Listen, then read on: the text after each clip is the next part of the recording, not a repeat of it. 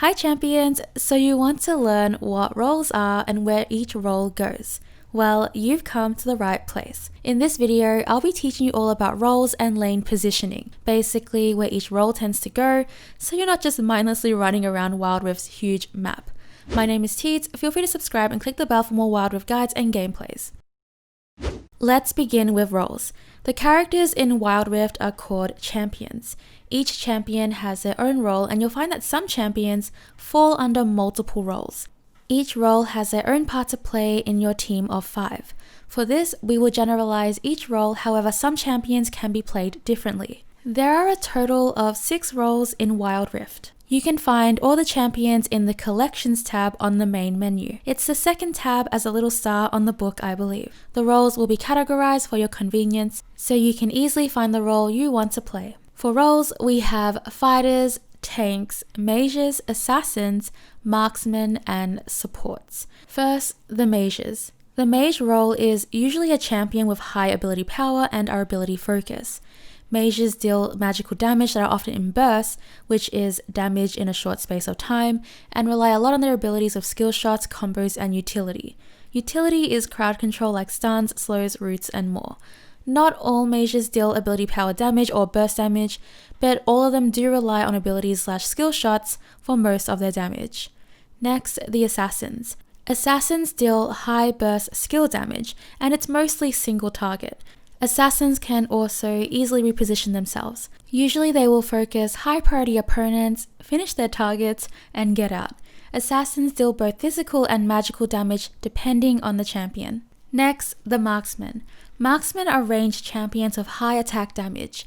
Marksmen, also known as ADC, which stands for attack, damage, carry, and can take down opponents quickly and later on in games. They will become a huge threat to the enemy team. Marksmen are very squishy and usually rely on their supports to protect and support them, which we'll get into next. Marksmen are just super strong and usually scale a lot better than most roles in the late game. Next, supports. Supports are an extremely important role and are usually tasked with peeling, which is also known as defending. They are usually supporting the marksmen, but they also do the same at times for mages in team fights. Supports are basically to support with their things like providing visions through a consumable called wards and crowd control such as slows, stuns, silences, and more. Next, tanks. Tanks focus on disrupting the enemy and can usually soak up a lot of damage from enemy attacks. Tanks can also provide crowd control and usually have the highest defense items built. Tanks usually position themselves in the front line and engage on the enemy team. The front line is how it sounds, it's just basically in front of your team so that you can take most of the enemy's damage. Lastly, fighters. Fighters, also known as bruisers, are short-range melee champions. Fighters can deal damage and also take damage, so basically it's like half tank and half damage dealer. Fighters thrive in extended fights and in team fights will generally focus high damage dealers. These are the 6 roles in Wild Rift, but as I said earlier, some champions do have multiple roles, for example Ezreal, who is a marksman, but is also a mage. Now let's get into lanes and lane positioning.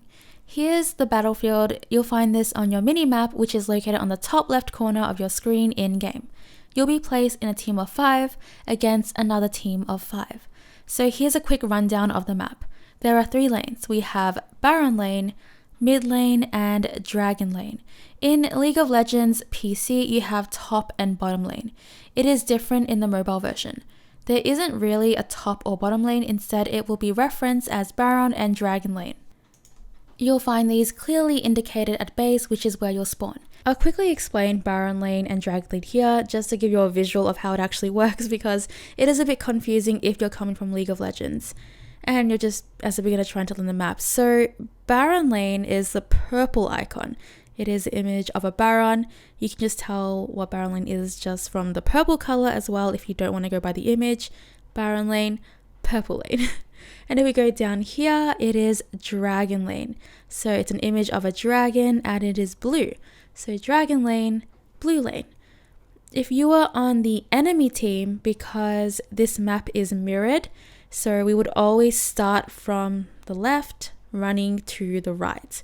So if you're on the enemy team, dragon lane would be up where Baron lane is, and Baron lane would be back down where Dragon lane is. So that's how Baron and Dragon lane works, but if you want to keep it more simple, just go Dragon lane, blue lane, or Baron lane, purple lane. I hope that explains it well. Now that I've explained how the map kind of works and what Baron lane and Dragon lane are, let's just assume that Baron lane is on the top and Dragon lane is on the bottom for these images. So as you can see here, the purple is Baron lane and the blue is Dragon lane for this game. Then we have a middle lane. The middle lane has no indicator because it just stays the same for every game. The goal is to basically reach the enemy's base and take down the enemy nexus, which is located where I've highlighted. They will also do the same against you. You'll have to take down the enemy turrets, which are located where I've highlighted. In between these three lanes, we have the jungle. In the jungle, you'll find monsters and monster camps who grant various things. So now that we know our lanes, which is Baron, Middle, and Dragon, the question remains, which role goes where? In the Baron lane, tanks and fighters generally go here. These lanes usually consist of melee champions and you'll be fighting one other enemy player. However, Baron lane is much more versatile and you may find yourself against different champions from other roles. In middle lane, it's mages or assassins. This lane is also against one other enemy player. In the Dragon lane, this is where the Marksmen and a support role go. It is a duo lane, so you will be against two other enemy players. This lane requires more teamwork than the top and middle lane since you'll be with another player. And lastly, we have the jungle. As a new player in Wild Rift, I do not recommend going to the jungle yet because it does require more game knowledge and it also requires a specific summoner spell. If there is no one jungling on your team, I recommend joining the top lane usually, but sometimes a player might just go into the middle lane. Generally, top lane is better for 2v2s, but sometimes you'll have to go to the middle lane because maybe the extra enemy player just went to mid lane. Those who are jungling tend to focus on farming, setting up, and ganking. Ganking is basically ambushing or a surprise attack on an enemy. That is all for today's video on roles and lane positioning. I will be making more Wild Rift guides, including one for each champion, beginner tips, maps, and much, much more.